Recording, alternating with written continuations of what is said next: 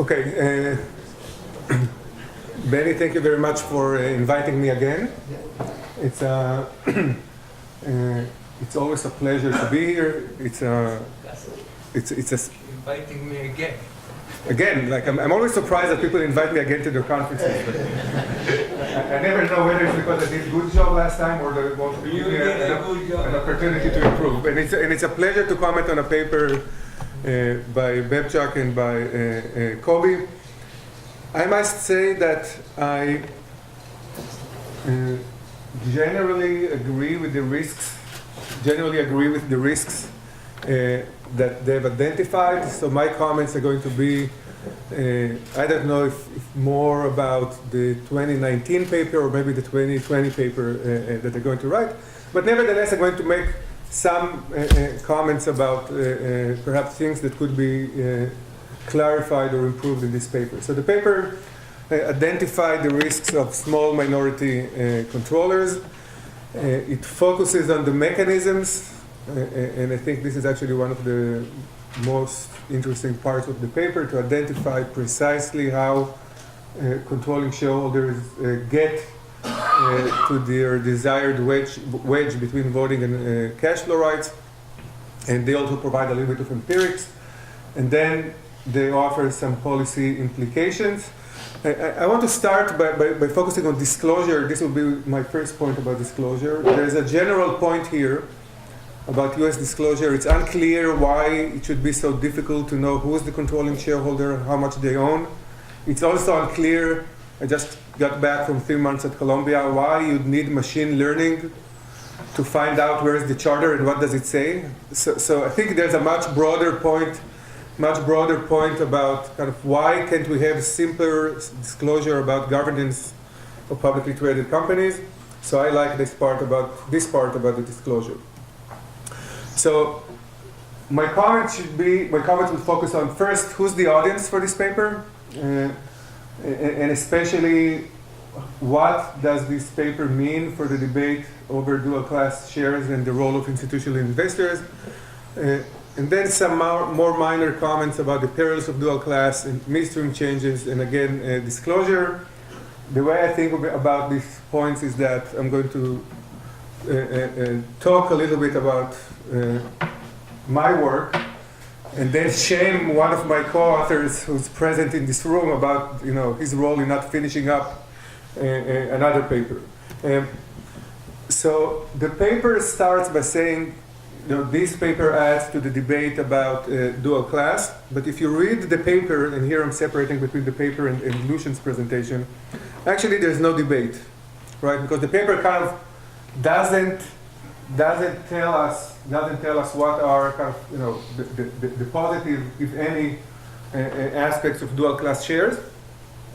And I think it's important for two reasons. One, everybody that thinks even good things about dual class shares realizes that they present agency cost.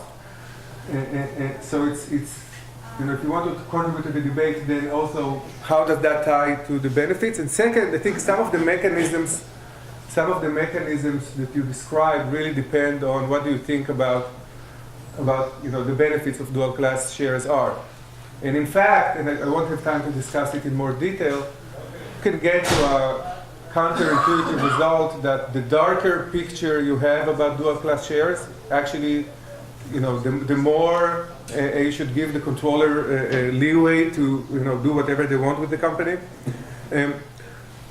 One story is the vision story. This is a story about motivations. It's not necessarily about advantages, but there are other people who try to justify dual class shares. And the paper is addressed to some extent to institutional investors, but we know that institutional investors were so moved by prior work that they object to all types of dual class shares.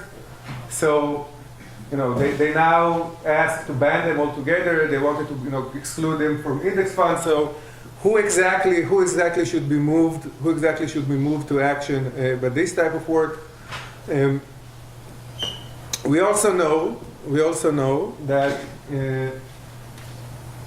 there's lurking here an important question about private ordering, right? Because the more, and I think this paper just intensifies this question, right? Because the more papers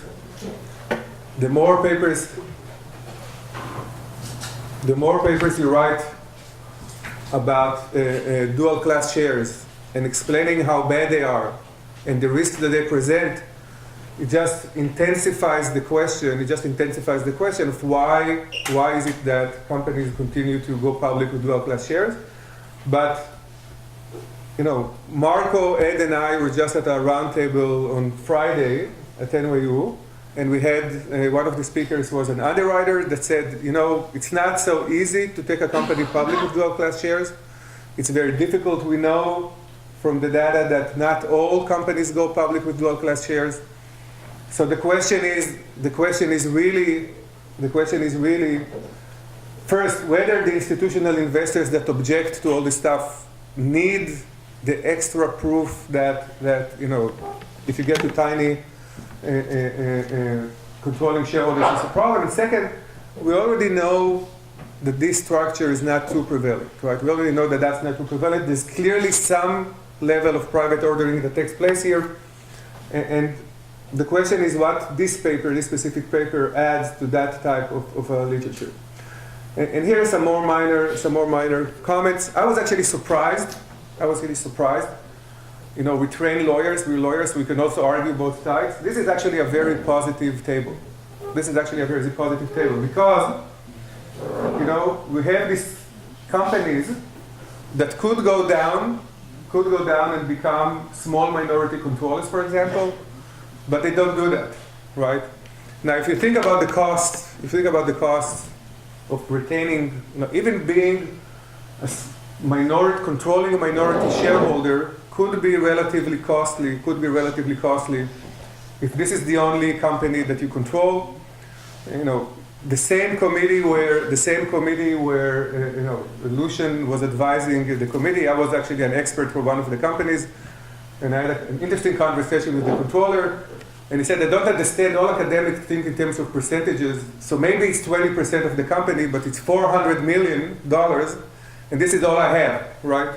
So we see here that people or controllers could go down and enjoy all the private benefits and kind of the lazy life of being entrenched and diversified, but nevertheless they continue to own something else. And I think this is also pushes you to come up with the other part of the theory, like what's in it for them, why are they doing it?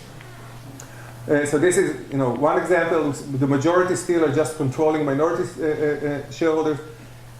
This very tiny points, right? Tiny points would be more helpful to have distributions, mean, averages, kind of how does the world look like other than in that table, and also would be quite helpful to see kind of subdivision by categories, like how many of the tiny minority controllers, for example, this is the question I had, are just a virtue of the arrangement where I have the ability to appoint directors regardless of how much shares do I own, and how much of it is actually kind of sophisticated mechanisms that allow me to go down more and more. I think it would be quite helpful to the readers to figure out if there's any mechanism that's more likely to produce any of these results. And here are some questions about the perils, right? So we assume, and I think you also make that assumption, that we are not talking about a regime where investor protection is very, very weak. We can think that it's not perfect, we can think that it's not up, maybe it could be improved, but since we focus on the US, so this is not a regime where people could just steal from the company through their self-dealing. So one question is the self-dealing issue really a concern that kind of becomes more problematic with the size of the holding? And something that came up in Ed's comment, there's kind of a peculiar or deliberate decision to kind of present private benefits as kind of something that's fixed, but in the self-dealing context, we usually think about it as a zero-sum game, right? I gain any cent that kind of goes away from the company goes to my pocket. So in theory, the difference between 80% controller and 20% controller shouldn't be so much of an issue when we come to self-dealing, unless we have a theory that says, well, they have other businesses, they have other entities, their interests are not pure self-dealing. It's more what my co-author who sits here by chance and still has to write the introduction of that paper called indirect tunneling. And I think it's important because the question is, for this paper, how many of the dual-class companies in the United States have controllers with other businesses under their control? And if you leave self-dealing aside, then you end up only with private benefits and entrenchment that I think are important. But then the question is, how much non-pecuniary private benefits can I consume? And this is the one before the last. To what extent, if all you care about is not self-dealing, but private benefits and entrenchment, to what extent all of your mechanisms, more independent directors, more judicial review, and so on, will be helpful, right? Because if the problem is that I won't sell the company, no judge, no independent director, and no one, frankly, could force you to sell the company. And if this is the real issue, and I agree that this is a major issue here, then this could not be resolved just by increasing judicial review. Here, just a point about the legal implications. You talk about midstream changes, and you argue that Delaware should one option is majority of minority vote, the other option is entire fairness. Delaware currently doesn't have majority of minority, it has the entire fairness standard. It requires the court to ask whether the reallocation of control right was fair to the company or to minority shareholders. And this is my last slide. That takes us back to why we need to think about the certification. Courts don't view it and companies don't present it as something that just, I want to get more control rights. Courts actually adopt, or at least that's what Facebook thinks they would adopt. They adopt a theory that says, control by Zuckerberg, as you mentioned, would be more valuable to the company. That's why we think we need to have more control. If you believe this story to be true, then actually there's no way a court would be able to figure that out.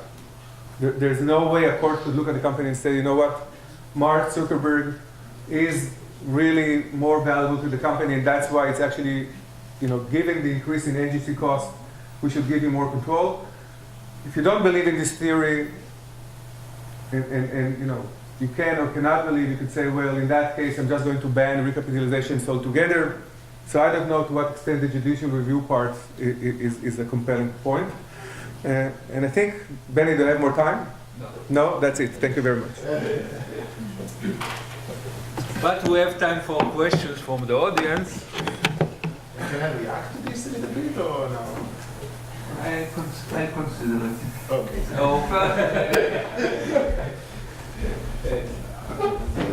Could you put up your presentation again? So I wanted to ask you a question about your slide number 9.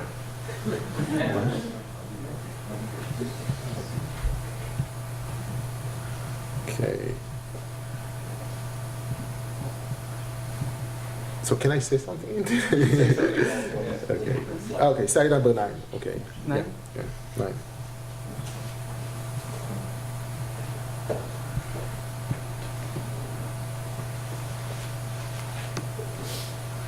Right. So the question I have has to do with encouraging or discouraging value increasing transactions. So what you show here is and it reminded me of Lucian's paper with Rainier and George from a long time ago, Mm-hmm. is that as alpha gets smaller, the efficiency costs go up because of stubbornness by the controlling shareholder Mm-hmm. not to sell the company, for instance. Right.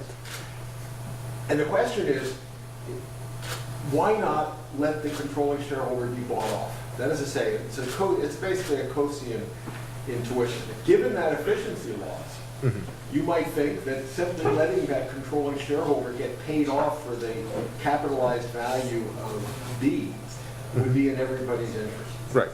And then, but that then intersects with what you think the judicial scrutiny is going to be of the controlling shareholder getting non-pro rata sorts of payments. And it seems to me there's a tension there. So that a real Coasian would say, let the controlling shareholder sell the capitalized value of its private benefits of control, because that makes everybody better off, at least ex post. But it seems to me that your intuition is that there has to be closer judicial scrutiny, the smaller alpha becomes. And I'm not sure you can have it both ways. Yeah. I mean, I think it's a great comment. So if I understand you correctly, I mean,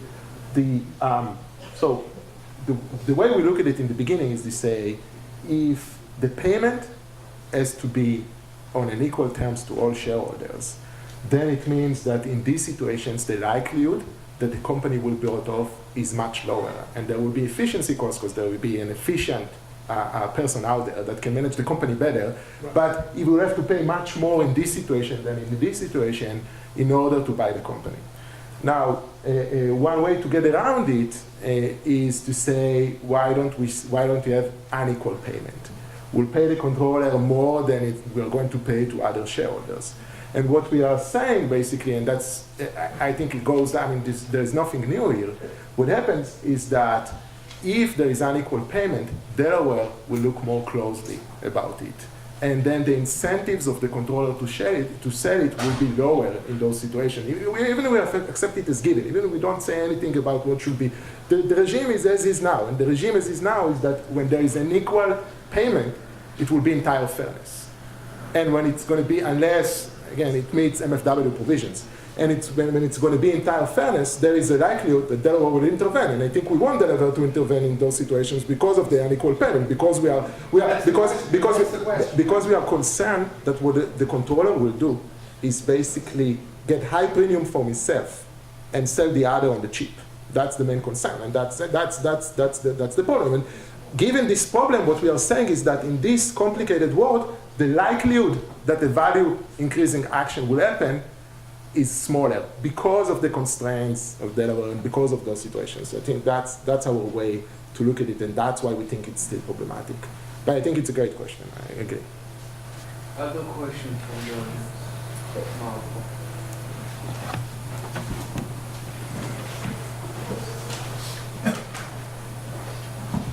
Yeah, Ed and I and Assaf, we attended the same roundtable last week, and in fact the underwriter said, if in these situations we can always buy them out, and he gave several examples where, and he said the price range is about 35% of their block, and they can buy them out. So following up on Ed's question, for your tiny controllers, have you checked why there's nobody bothered to make them an offer to buy them out if they're so bad? You want to say something, Lucian? I think we know from the evidence, and Benny will present it later, that we don't have that many unifications, and that sales of dual-class companies are more rare.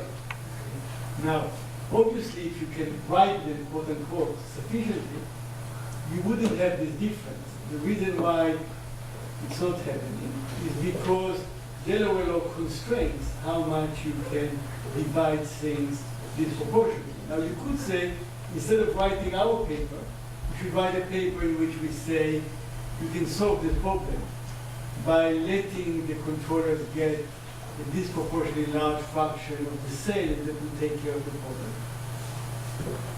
So, maybe you should write this paper. We don't particularly, we're not very fond of this paper.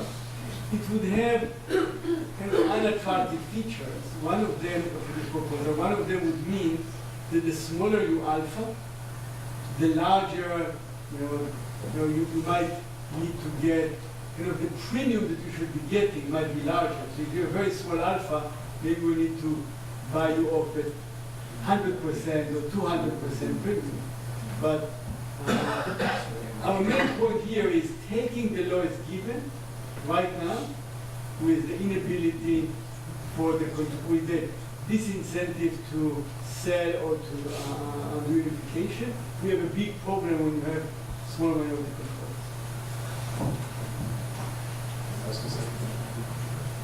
I have to give somebody else. Last question. Right. My question is about efficiency, as has been debated in our session. As you talk about snapshot quite a lot, I'm wondering, is there any mechanism we can measure the impact of these schemes on the performance of snapshot, given it has been IPO'd only for no more than 2 years? Right. Thanks.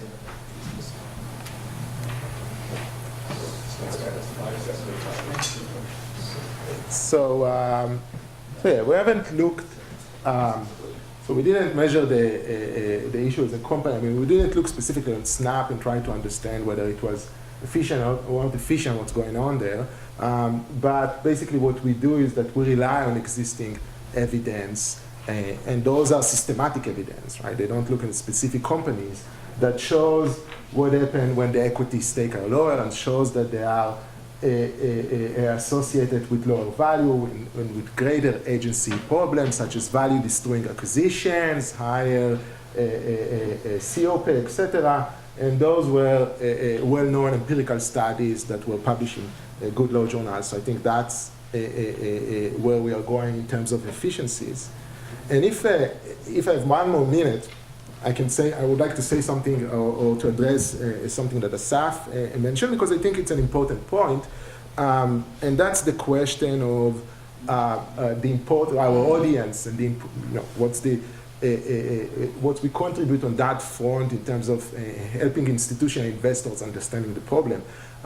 So I think there are 2 points here. The first one is, as we say in Hebrew, הכלבים נובחים והשיירה עוברת, right? Institutional investors, they can be very frustrated about what's going on here, but issuers do whatever they want at the end of the day. There are no restrictions, and we see extreme structures, and we see that it's on the rise, and the statistics show that it's going up and up. So I think there is, I think this fight is far from being over, and that's something we have to understand. Now, to institutional investors, I think the points about the mechanism and how low they can go, this is something that they don't, at least, again, I can rely just on what I see. I can rely just on their opinions, their guidelines, the disclosure documents, what they provide us. And this is not, it seems that this exercise is not something that they are doing. And I think understanding the magnitude of being able, of the ability of the controllers to go down. And again, it requires some work on working with the governance documents and making all the assumptions, understanding what's going on there. But this is something they don't do. For instance, we have a quick follow-up paper on Dell. And here we saw also, again, there was a lot of discussion about Dell, but there is a point that investors, it's not transparent. Investors don't see it as far as we can tell. And we show there, again, based on the roadmap that we provided here, and we did it with just for our fun with Dropbox and with other things. I mean, there is at least some more room there for them to understand what can be done with these provisions. Okay, thank you very much. Thank you very much too. We can talk later. Now we have to take a break. We'll take a 10-minute break.